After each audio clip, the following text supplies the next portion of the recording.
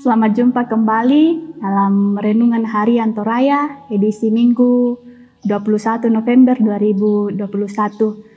Hari ini bacaan kita dari Daniel pasal 7 ayat 1 sampai 14. Daniel pasal 7 ayat 1 sampai 14. Sebelum kita membaca firman Tuhan, mari kita berdoa.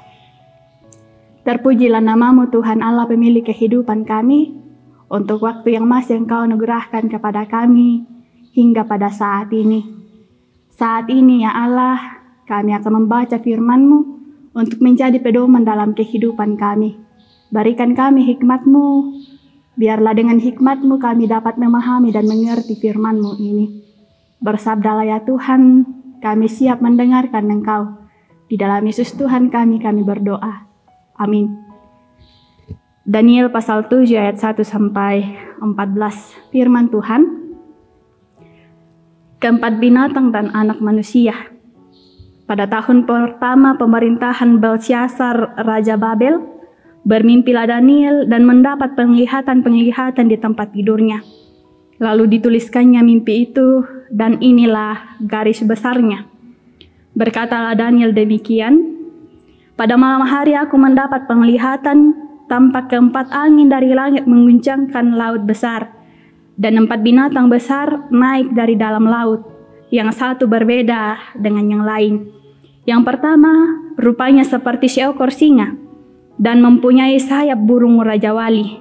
Aku terus melihatnya sampai sayapnya tercabut, dan ia terangkat dari tanah dan ditegakkan pada 2 kaki seperti manusia, dan kepadanya diberikan hati manusia. Dan tampak ada seekor binatang yang lain, yang kedua, rupanya seperti beruang.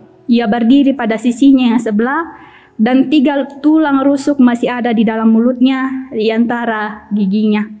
Dan demikianlah dikatakan kepadanya, ayo, makanlah daging banyak-banyak. Kemudian aku melihat, tampak seekor binatang yang lain, rupanya seperti macan tutul.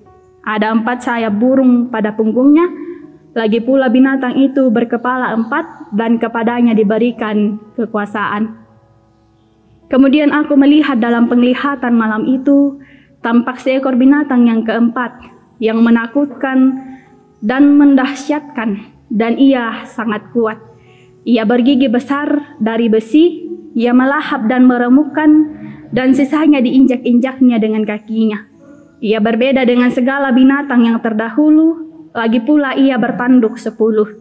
Sementara aku memperhatikan tanduk-tanduk itu, tampak tumbuh di antaranya suatu tanduk yang lain, yang kecil, sehingga 3 dari tanduk-tanduk yang dahulu itu tercabut, dan pada tanduk itu tampak ada mata seperti mata manusia, dan mulut yang menyombong. Sementara aku terus melihat, tahta-tahta diletakkan, lalu duduklah yang lanjut usianya. Pakaiannya putih seperti salju, dan rambutnya bersih seperti bulu domba. Kursinya dari nyala api dengan roda-rodanya dari api yang berkobar-kobar. Suatu sungai api timbul dan mengalir dari hadapannya. 1000 kali, beribu-ribu melayani dia, dan selaksa kali berlaksa-laksa berdiri di hadapannya. Lalu duduklah majelis pengadilan, dan dibukalah kitab-kitab. Aku terus melihatnya karena perkataan sombong yang diucapkan tanduk itu. Aku terus melihatnya sampai binatang itu dibunuh, tubuhnya dibinasakan dan diserahkan ke dalam api yang membakar. Juga kekuasaan binatang-binatang yang lain dicabut, dan jangka hidup mereka ditentukan sampai pada waktu dan saatnya. Aku terus melihat ke dalam penglihatan malam itu. Tampak datang dengan awan-awan dari langit, seorang seperti anak manusia. Datanglah ia kepada yang lanjut usianya itu, dan ia dibawa ke hadapannya. Lalu diberikan kepadanya kekuasaan dan kemuliaan dan kekuasaan sebagai raja. Maka orang-orang dari segala bangsa, suku bangsa, dan bahasa mengabdi kepadanya. Kekuasaannya ialah kekuasaan yang kekal, yang tidak akan lenyap, dan kerajaannya ialah kerajaan yang tidak akan musnah. Amin. Tema renungan kita hari ini, Kristus penakluk kerajaan dunia. Kristus penakluk kerajaan dunia. Puncak kejayaan sering diukur dari kedudukan seseorang dalam suatu pemerintahan.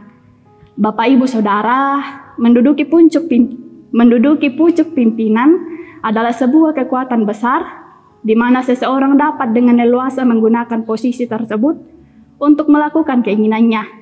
Bahkan tak jarang orang menjadikannya sebagai kesempatan untuk memperoleh keuntungan pribadi. Bapak Ibu Saudara, melalui penglihatan Daniel, kita menyaksikan bahwa manusia melihat kerajaan dunia sebagai suatu kekuatan besar yang digambarkan seperti binatang buas. Singa adalah Babel, kepala yang terbuat dari emas. Beruang adalah media Persia, lengan dan dada dari perak. Macan tutul adalah Yunani, perut dan pinggang dari tembaga. Binatang yang menakutkan adalah Roma, kaki dari besi. Tanduk kecil melambangkan antikristus dan kerajaannya. Jari-jari kaki dari besi dan tanah liat. Yang lanjut usianya adalah yang maha tinggi, bersemayam untuk selamanya. Dia mengambil alih kerajaan-kerajaan dunia melalui anak manusia, yaitu Yesus Kristus. Dialah yang menghakimi dunia. Bapak Ibu Saudara, Tuhan melihat kerajaan dunia bagaikan binatang buas yang saling menelan, dan puncaknya pada kerajaan satanis atau antikristus. Namun pada akhirnya takluk kepada anak manusia. Bapak Ibu Saudara, sebuah penglihatan dimaksudkan untuk dimaknai dan tidak sekedar dipahami, supaya membawa kita makin menaati perintah Tuhan yang berkuasa dan mampu melepaskan kita dari belenggu kuasa apapun di dunia ini, terutama belenggu dosa yang sering mengikat kita, sehingga kita kadang susah untuk maju dan menikmati damai sejahtera Allah. Karena itu Bapak Ibu Saudara, taklukkanlah diri di bawah kuasa Kristus, niscaya hidup kita dipimpin pada rumput yang hijau dan air yang tenang. Amin firman Tuhan. Mari kita berdoa. Sungguh kami bersyukur kesempatan yang indah untuk mendengarkan firman-Mu hari ini, ya Tuhan. Tolonglah kami semua untuk melakukannya di dalam waktu hidup yang masih Engkau anugerahkan. Biarlah dalam perjalanan hidup kami ini, kami terus menjadi pelaku-pelaku firman, sambil terus menikmati kasih dan anugerah-Mu. Berkati kami sepanjang hari ini dalam kehidupan dan tanggung jawab anugerah-Mu. Ini doa kami, di dalam Yesus Tuhan kami berdoa. Amin. Demikian renungan kita hari ini. Selamat menikmati kasih Tuhan sepanjang hari ini. Tuhan beserta kita. Shalom.